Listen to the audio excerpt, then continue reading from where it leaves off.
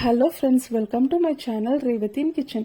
இன்னைக்கு நாம பார்க்க போறது ஒரு ஃபேமஸான recipe friends. Sikkim special chicken momos. Usually Sikkim ஸ்டேட்ல டிஃப்ரெண்ட் ஸ்டைல், டிஃப்ரெண்ட் டேஸ்ட், வெரைட்டியான மோமோஸ் செய்வாங்க. நாம இன்னைக்கு செய்ய போறது ஒரு சிம்பிளான சிக்கன் மோமோஸ். ரொம்பவே ஒரு ஜூஸியான மோமோஸ் செய்ய போறோம். ஸோ இது எப்படி செய்யறதுன்னு பார்க்கலாம் வாங்க. முதல்ல நாம மேலே இருக்க அந்த ஸ்கின்னை செஞ்சிடலாம், டம்ப்ளிங் ஸ்கின். ஸோ அதுக்கு இன்றைக்கி ஒரு பவுல் எடுத்துக்கோங்க. அதில் 1 கப் அளவுக்கு மைதா மாவு சேர்த்துக்கோங்க. ஒரு பிஞ்ச் சால்ட், கொஞ்சம் கொஞ்சமாக தண்ணியை விட்டு மாவை நல்லா கெட்டி பதத்துக்கு நம்ம பிணைஞ்சிக்கணும். பூரி மாவை விட கொஞ்சம் கெட்டியாக இருக்கணும். ஒரு 2 ட்ராப் எண்ணெயை தடவி ஒரு பிளேட் போட்டு மூடிடலாம். மாவு ட்ரை ஆகாமல் இருக்கும். ஸோ இதை மூடி போட்டு ஒரு 30 மினிட்ஸ்க்கு நல்லா ஊற விட்டுடுங்க.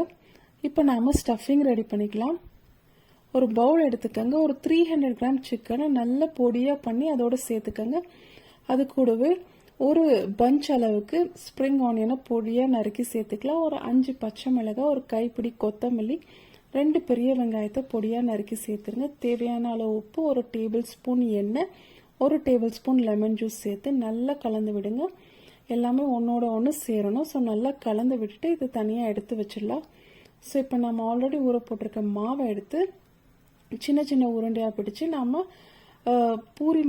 பூரியை விட இன்னும் கொஞ்சம் மெலிசாவே நாம் இதை திரட்டி வச்சிடலாம். நம்மக்கிட்ட இருக்க எல்லா மாவையும் நாம் சின்ன சின்ன சைஸில் திரட்டி வச்சிடலாம்.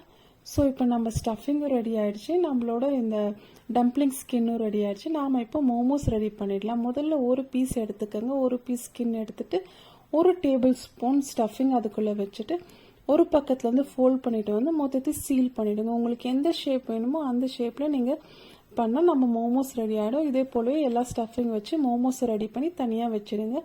இப்போ ஒரு ஸ்டீமர் இல்லைனா இட்லி குக்கர் எடுத்துக்கோங்க. ஒரு 2 கப் தண்ணியை விட்டு நல்லா அதை கொதி வர விடுங்க.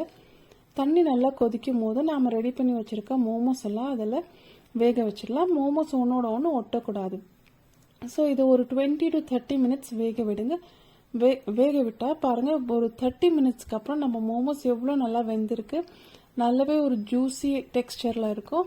ஸோ 30 மினிட்ஸ் நல்ல சிக்கனை குக்காக விட்டால் நம்மளோட டேஸ்டி அண்ட் ஹெல்த்தியான சிக்கன் மோமோஸ் ரெடி ஃப்ரெண்ட்ஸ். எல்லாரும் இதை ட்ரை பண்ணி பாருங்கள். கமெண்ட் செக்ஷனில் கமெண்ட் பண்ணுங்கள். Thank you friends.